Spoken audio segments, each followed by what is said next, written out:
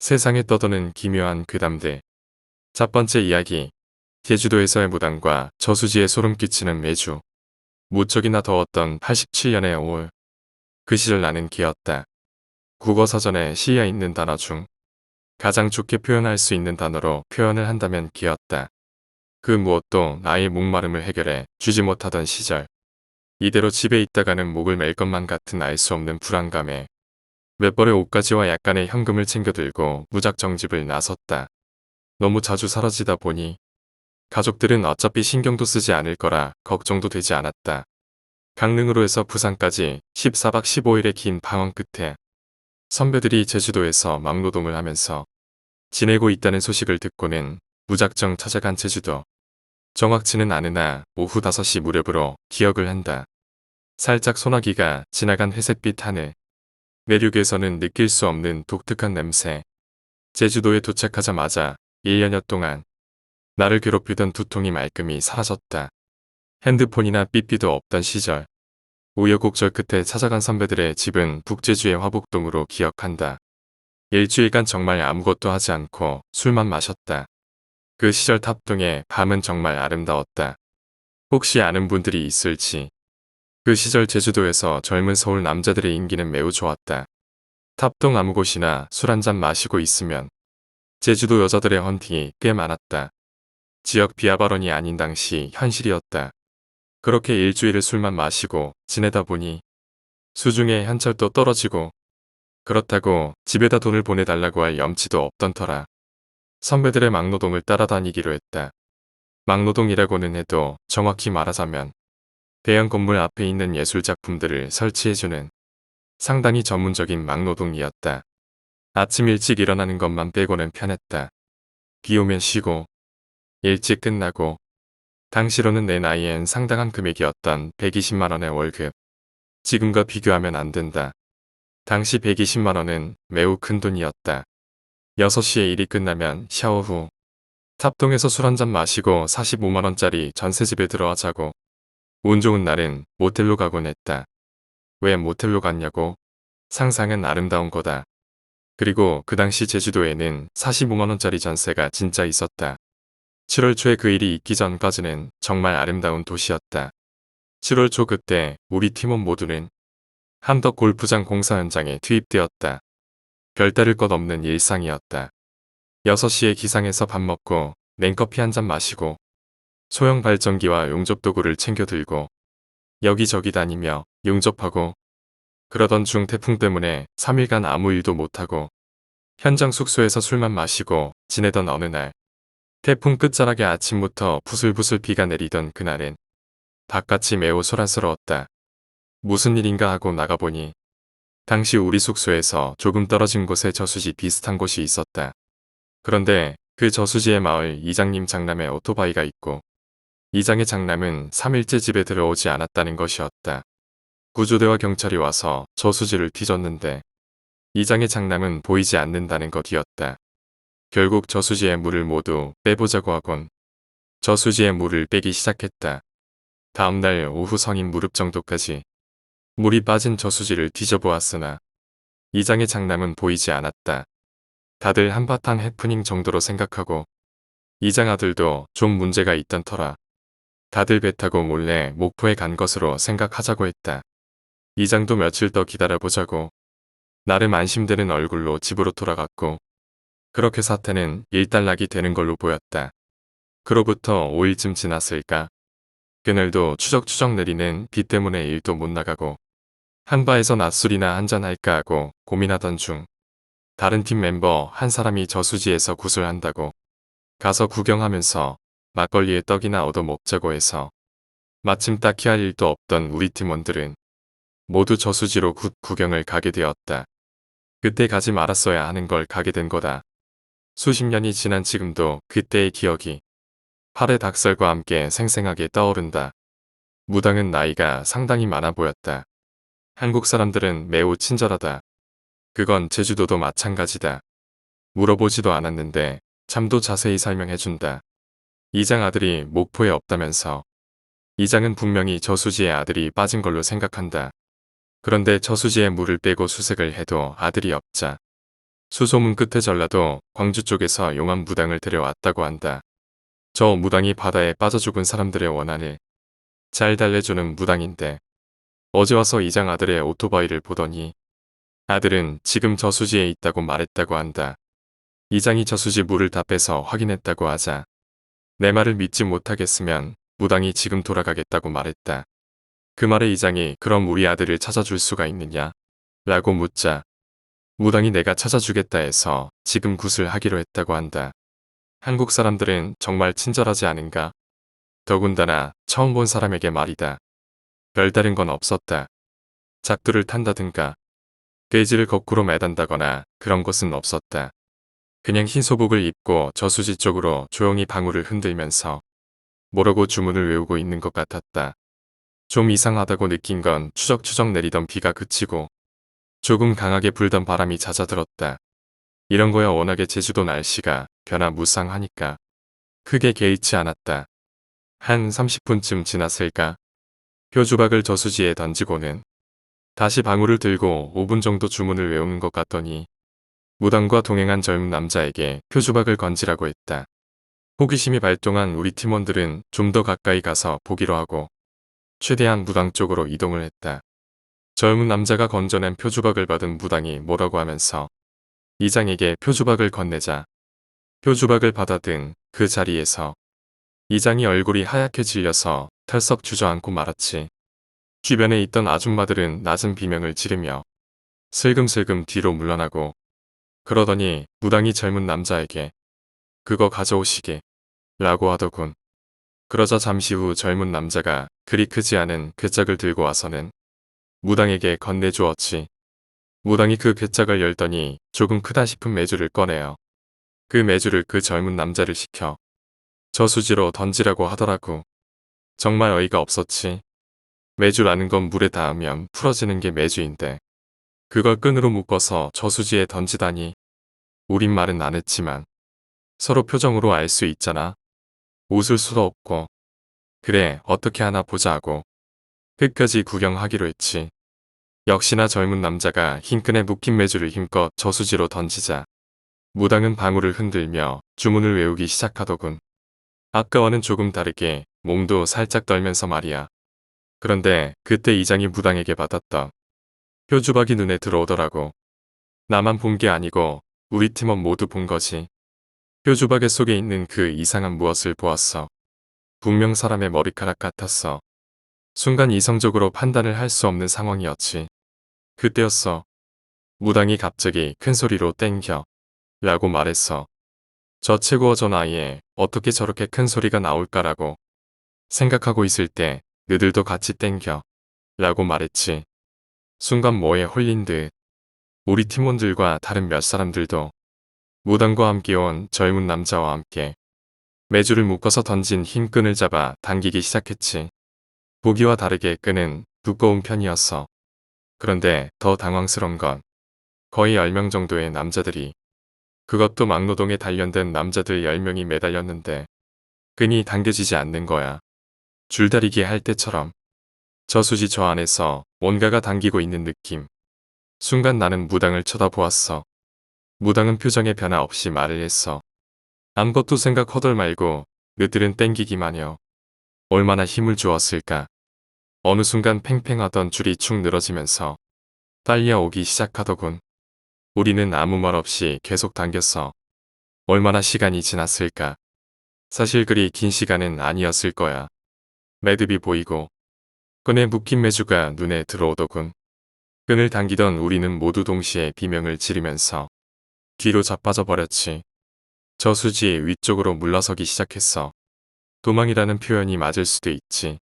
몇몇은 그 자리에서 쓰러진 채 움직일 수도 없이 부르르 떨기만 하는 사람도 있었고 저수지 위쪽 둔턱에서 구경하던 사람들도 대부분 같은 반응이었어. 이장 아들의 사체가 나온 거야. 저수지 물을 다 빼면서도 못 찾았던 이장의 아들이 물에 팅팅 부른 익사체로 눈도 못 감고 머리카락이 모두 메주에 거꾸로 박혀서 두 번째 이야기 그 집에는 부적이 덕지덕지 붙어 있었다. 우리 집은 나와 누나 그리고 부모님까지 이렇게 네 식구가 살고 있었다. 내가 국민학교 2학년 때부터 살던 집이었다. 방은 두 칸이었고 누나랑 나는 같은 방을 썼다. 내가 중학생이 되면서 난 부엌에서 잠을 잤다. 누나랑 같이 방을 쓰기엔 둘 다 너무 커버려서 서로 불편했다.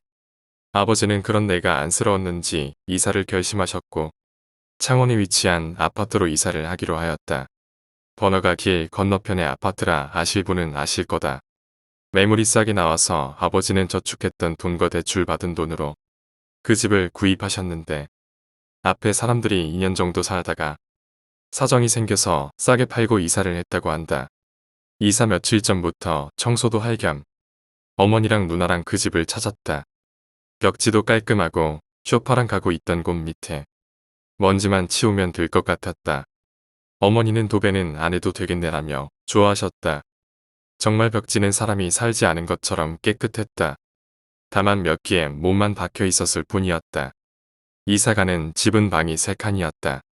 드디어 내 방이 생기는 것이었다. 나도 드디어 혼자만의 공간이 생기는 것이라 너무나 기뻤다. 가장 먼저 내 방이 될 곳을 찾아 들어가 보니 생각보다 넓었다. 이곳저곳 둘러보다가 방문과 천정의 틈에 하얀 종이에 빨간색으로 적은 부적 같은 것이 붙어 있었다. 이건 뭐지라고 생각하며 누나 방에 들어갔다. 누나 방도 무늬에 부적이 붙어 있었다. 안방도 마찬가지였다. 이걸 왜 붙여놨지? 라는 생각이 들었다. 내 방에서 문을 열면 현관과 거실이 보이고 내 방 뒤쪽은 세탁기랑 보일러가 있는 뒷베란다였다. 참고로 집은 1층이었다. 방마다 이상한 거 붙어 있는데 이게 왜 붙어 있지? 찝찝한데 떼버릴까? 라고 말하자. 부적이면 잡기를 쫓는 거잖아.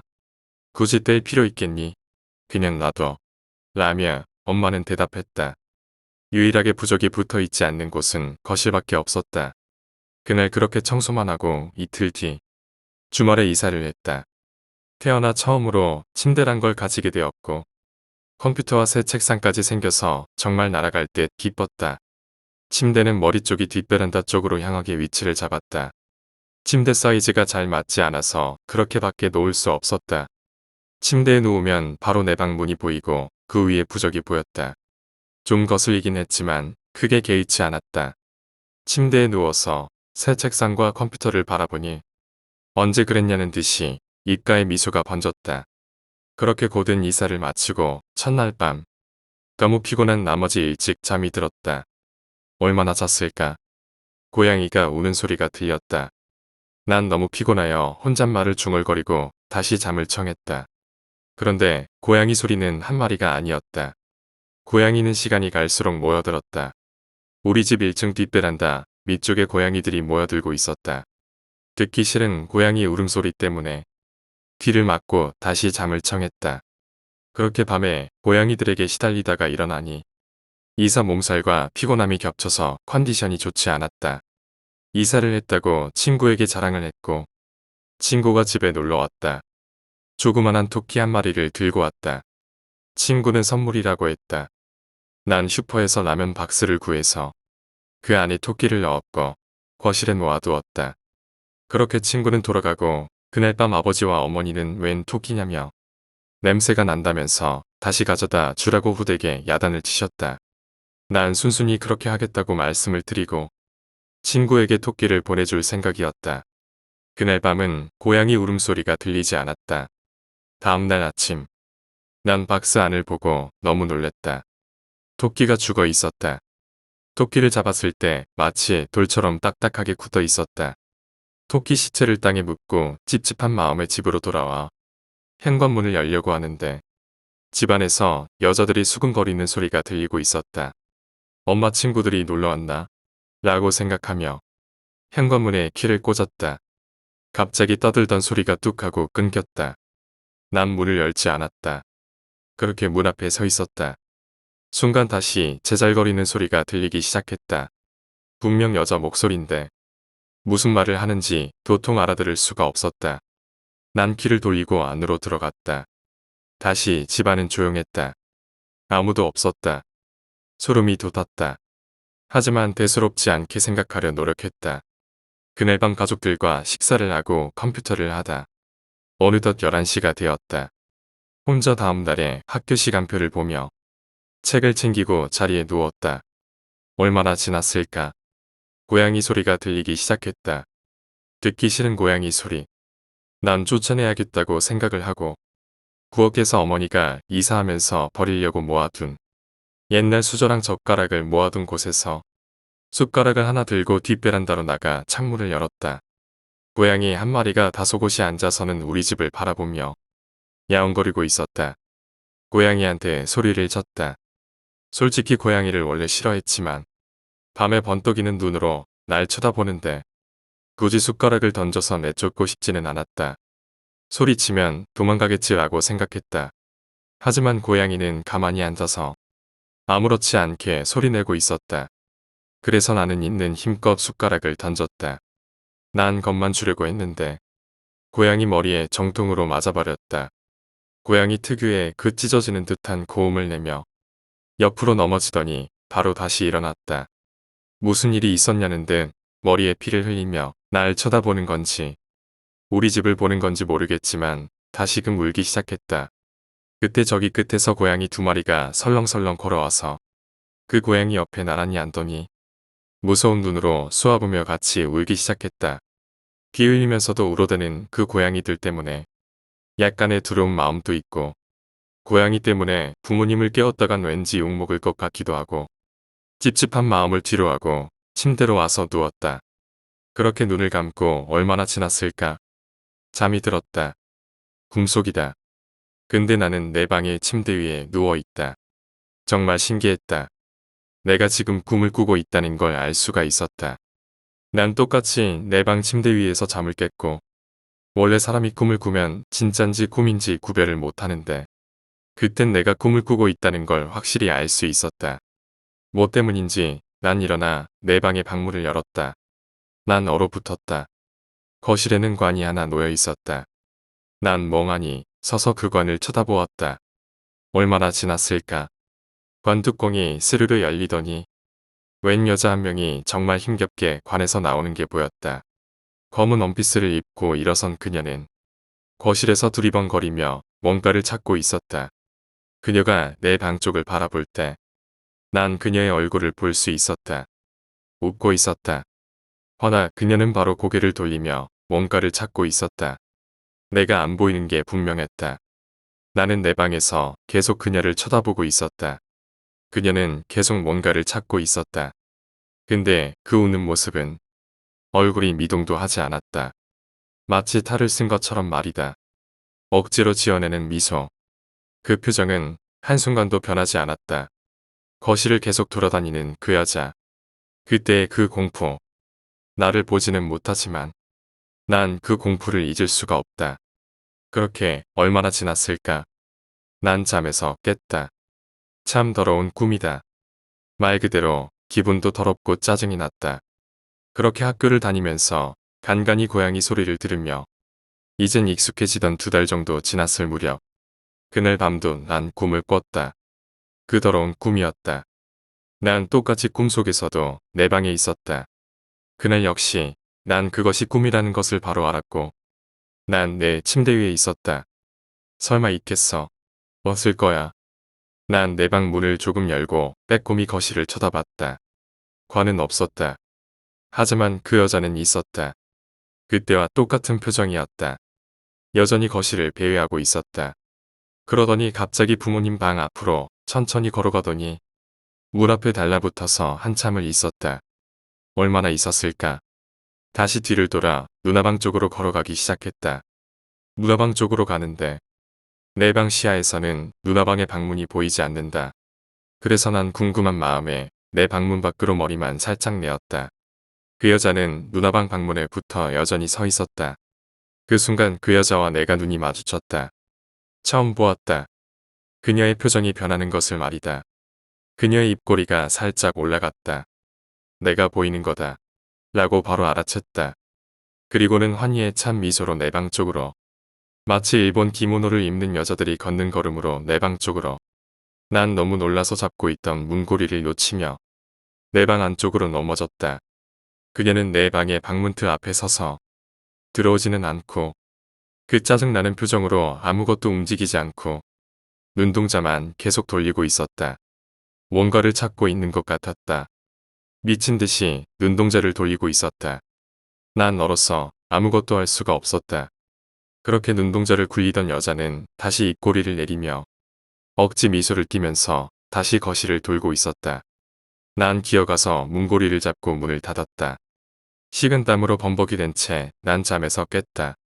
더러운 꿈에서 일어났을 때의 그 기분은 정말 이루 말할 수 없이 괴롭다. 그 후 또 몇 달간 아무 이상도 없다가 다리에 힘이 풀려 주저앉을 수밖에 없었던 일이 일어났다.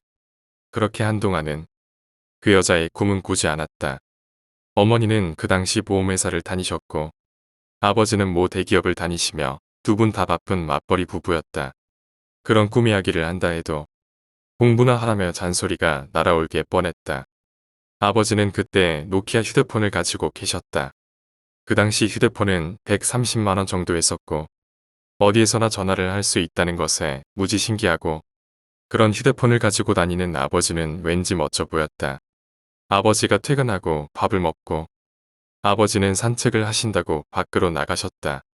어머니는 나에게 전화기가 어디 있냐며 물었다. 어머니는 무선 전화기를 종종 집에서 어디 두었는지 까먹는 경우가 허다했다. 난 아버지 휴대폰으로 집에 전화를 했다. 난 소리가 들리는 쪽을 찾아갔다. 거실 소파 쪽에서 들렸다. 분명 소리는 나는데 보이지가 않았다. 구석구석 찾아보는데 소파 등받이와 쿠션 틈에 집 전화기가 끼어 있었다. 난 휴대폰을 귀에 대고 어머니에게 말하는 도중에 전화를 받았다. 내 눈앞에 소파에 꽂혀있는 집 전화를 누군가 받았다. 다리에 힘이 풀려버렸다. 내 눈앞에 있는 수화기에서 뭔가 알아듣지도 못할 말이 새어나오고 있었다. 난 멍하니 휴대폰을 귀에 대고 정신 나간 사람처럼 서 있었다. 내가 몇 달 전에 현관 앞에서 듣던 알아들을 수 없는 그 여자의 소리였다. 난 휴대폰을 소파 위에 던지고는 내 방으로 들어가 문을 닫았다. 그리고는 내 책상에 앉아서 손톱을 물어뜯기 시작했다. 이건 꿈이 아닌데 대체 뭐야? 무슨 일이야? 분명 이건 현실이 아닐 거야. 내가 잘못 들었나? 아닌데 분명히 누군가 받았는데 혼선된 걸 수도 있잖아. 갑자기 어머니가 문을 열고 들어오셨다. 난 순간 깜짝 놀랐다. 엄마한테 전화기는 소파에 있다고 말하곤 곧바로 침대에 누워서 이불을 뒤집어 썼다. 잠들기가 무서웠다. 그 여자가 또다시 나올 것 같았다. 그렇게 무서움에 떨다가 잠이 들었다. 꿈속에서 나는 내 방 안에 있었고 집은 조용했다. 안 나갈 거야. 절대 문 안 열 거야. 라고 생각했다. 혼자 그렇게 침대에서 중얼거리고 있는데 그 지옥 같은 시간은 계속되고 좀처럼 나는 현실로 돌아올 기미가 보이지 않았다. 이 빌어먹을 꿈에서 빨리 깼으면 했다. 그렇게 계속 혼잣말을 되풀이하다 마음이 조금 진정된 나는 문 앞으로 다가가 문을 살짝 열었다. 난 뒤로 넘어졌다. 그 여자는 내 방문에 바짝 달라붙어서 눈동자를 계속 굴리고 있었다. 그리고 몇 초 후 그녀는 뒤로 돌아 거실을 배회하기 시작했다. 그리고는 그녀는 처음으로 거실 소파에 사뿐히 앉았다. 그녀는 입을 움직이기 시작했다. 낮에 듣던 그 소리로 떠들어대기 시작했다. 그 기분 나쁜 조잘거림을 시작했다. 심장은 미친 듯이 뛰고 난 꿈에서 깼다. 이러다 죽을 것 같아서 그날 저녁 난 아버지와 어머니에게 이야기를 했다. 하지만 역시 내 이야기를 무시했다. 난 공부를 못하지 않았다. 반에서 늘상 10등 안에는 들었었다. 하지만 우리 누나는 전교에서 1등을 하는 사람이라 내 성적 따위는 어머니와 아버지에게 큰 기쁨을 드리지는 못했다. 난 정말 죽을 것 같은데 왜 알바보 취급하는 거야. 그 후 몇 달간 그 여자는 보이지 않았다. 6개월 정도가 지난 어느 날 6개월이란 시간은 그 모든 것을 잊기에는 충분한 시간이었고 고양이의 울음소리 따위는 그때마다 이어폰을 끼고 자는 걸로 해결했다. 누나랑 부모님께 고양이 소리 안 들리냐고도 물어봤지만 귀를 기울여서 듣지 않으면 잘 안 들리니 신경 안 쓴다고 했다. 내 방에선 더럽게 잘 들리는데 말이다. 어느 날 아버지가 술에 잔뜩 취해서 새벽 1시쯤 집에 들어오시더니 거실 소파에 바로 쓰러져 버리셨다. 어머니는 팔짱을 끼고 쳐다보다가 방으로 들어가 버리셨고 나도 그냥 방으로 들어가서 잠을 청했다. 갑자기 눈이 번쩍 뜨였다. 꿈이다. 그 빌어먹을 꿈. 다시금 그때의 기억이 떠오르며 공포감이 엄습해왔다. 역시 가만히 앉아서는 그 꿈이 깨지 않았다. 난 일어나 방문을 잡아당겼다. 믿지 못할 광경이 눈앞에 펼쳐졌다. 아버지는 그 여자 무릎을 베고 누워 계셨고 그 여자는 그런 아버지를 내려다보면서 기죽거리며 웃고 있었다. 아버지 머리를 쓰다듬으며 뭐가 그리 즐거운지 기분 나쁜 웃음을 짓고 있었다. 그리고는 내 방 쪽으로 고개를 돌리더니 또 그 조절거림을 시작했다. 난 방문을 닫아버렸다. 밖에서 엄마가 소리를 지르는 통에 난 놀래서 잠에서 깼다. 밖에선 어머니와 아버지가 싸우고 계셨다. 어머니는 아버지에게 막 화를 내셨고 아버지 역시 그런 어머니에게 소리를 지르고 계셨다. 현실도 지옥이구나 라는 생각이 들었다. 그렇게 어머니 아버지의 싸움은 일주일 동안 계속되었고 아버지는 집을 나가셨다. 그렇게 두 분은 별거 생활을 하시고 15년 만에 이혼을 하셨다. 한참이 지난 후에 들은 이야기지만 어머니는 밤마다 아버지가 거실에서 다른 여자랑 껴안고 있는 꿈을 꾸셨단다. 그게 계속되다 보니 그것이 현실인지 꿈인지 구별 못할 정도의 의부증이 생겼고 아버지는 집에 오는 것이 싫어서 계속 늦게 오시던지 외박을 하셨다. 어머니의 폭언과 싸움은 계속되었고 참다 못한 아버지는 집을 나가신 거다. 아버지는 시골 할머님 집으로 들어가셨고 그렇게 두 분은 10년 넘게 얼굴 한번 보시지 않고 누나를 결혼시키고 작년에 내 결혼식을 마지막으로 이혼을 하셨다. 솔직히 그때는 난 아버지에게 무슨 사고가 생기지 않을까 걱정이 되었다. 불행 중 다행이라 해야 하나. 아버지에겐 아무 일이 없었고 그 후로 아버지는 그 집에서 볼 수 없었다. 아무튼 그렇게 아버지는 집을 나갔고 달마다 아버지는 우리에게 생활비를 보내주셨다. 난 고등학교에 진학했고 누나는 대학에 진학해서 변리사 공부를 하다 외국으로 1년짜리 어학연수를 떠났다.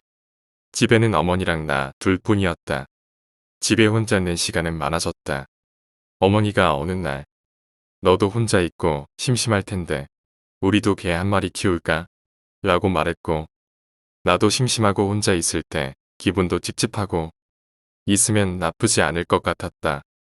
어머니는 다음날 요크셔테리어 한 마리를 가지고 오셨고 신나게 데리고 놀다가 그날 밤이었다. 강아지가 낑낑거리는 소리에 잠에서 깼다. 강아지가 앓는 소리를 내면서 현관문을 벅벅 긁고 있었다. 밖으로 나가려고 하는 것 같았다. 내가 방문을 열자마자 내 방 쪽으로 뛰어들어와서는 책상 밑으로 들어가 숨어버렸다. 뭐야? 왜 이러는 거야? 그렇게 강아지와 나는 혼숙을 했다. 아침에 학교 가려고 현관문을 열었을 때 강아지는 미친 듯이 밖으로 뛰어나와 달아나 버렸다. 미쳐 내가 잡을 틈도 없이 말이다. 그렇게 하루 만에 친구를 잃었다. 그 후 난 거의 이틀에 한 번꼴로 그 여자를 만나야 했다. 그녀의 모습을 확인하지 않으면 난 그 꿈에서 깰 수가 없었다. 허나 그녀는 내 방 앞에 서 있지 않았다. 항상 어머니가 혼자 주무시는 방에 달라붙어서 떨어지질 않았다. 난 걱정이 됐다. 혹시 엄마한테 안 좋은 일이 생기지 않을까? 난 다음날 밤에도 그 꿈을 꿨다. 문을 여니 어머니 방 앞에서 또 뭐라고 조잘거리고 있었다. 난 어머니가 걱정이 되어 내 방 밖으로 나와 거실에 섰다. 그 여자가 고개를 휙 돌리더니 다시금 입꼬리를 올리며 뭐라고 조잘거리면서 나에게 달려왔다. 난 눈을 질끈 감았다. 몇 초가 지났을까? 실눈을 살짝 뜨니 내 얼굴 바로 앞에 그 창백한 얼굴을 맞대고 내 볼에 닿는 그 여자의 피부는 미칠 듯이 차가웠다. 그 여자는 쉴 새 없이 입을 조절거렸다. 그리고 내 귀에 그 입을 가져다 대었다. 그 여자가 하는 말은 너무 빨랐다. 그 상황을 피해보려 눈을 감았다. 도대체 저 여자는 뭐라는 거야? 눈물이 날 것 같았다. 그때 그 말을 들을 수 있었다. 네가 여기 왜 있어? 저 말을 엄청나게 빠른 속도로 되풀이하고 있었다. 그러더니 갑자기 다른 말을 중얼거리기 시작했다. 들여보내줘. 꿈에서 깨어나고 지친 몸과 더러운 기분으로 학교로 갔다. 방과 후에 버스 정류장에서 옆 학교의 상급생과 시비가 붙었다. 난 싸움을 좋아하지 않지만 그날 이성을 잃고 싸웠다. 왜 그런지는 모르겠다. 시비를 붙은 건 내 친구였지만 나도 같이 동조해서 싸웠다. 그렇게 큰 싸움이 아니었음에도 불구하고 결과는 상대방 학생이 한쪽 눈의 시력을 잃었다. 난 경찰서에서 조서를 꾸미고 그 일은 법원으로 넘어가 법적 처벌을 피하려면 싸움에 참여했던 3명에게 3천만 원씩 9천만 원을 배상하라고 했다. 어머니는 괜찮다며 나를 다독였고 난 그게 더 죄송해서 죽고 싶은 마음밖에 없었다. 나 같은 놈은 죽어야 돼 라고 생각하며 내 방의 방문 손잡이에 전선줄을 걸고 목에 전선줄을 감았다. 얼굴이 뜨거워지고 피가 역류하는 느낌.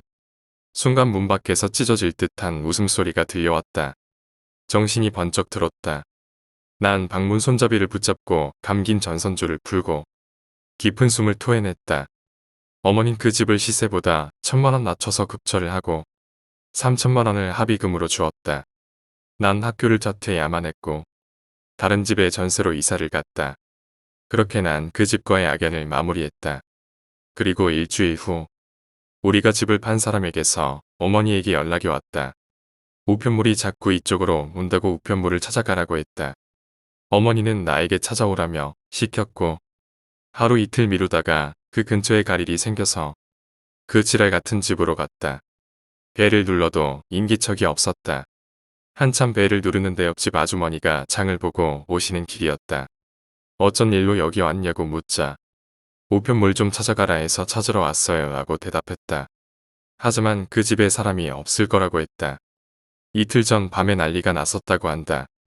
이사 온 집딸이 약간 간질 같은 게 있어서 애가 잘 놀래니까 옆집 아줌마한테 혹시라도 자기가 없거나 그럴 때 애가 발작을 할 수도 있으니 관심을 가져달라고 부탁을 했단다.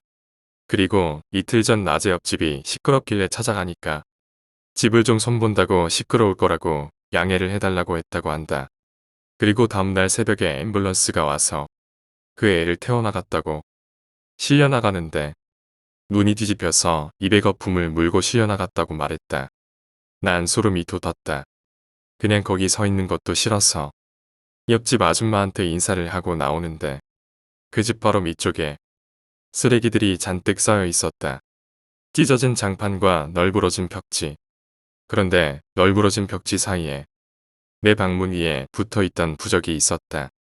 그 여자가 방에 들어가지 못했던 것은 부적 때문이었던 걸까?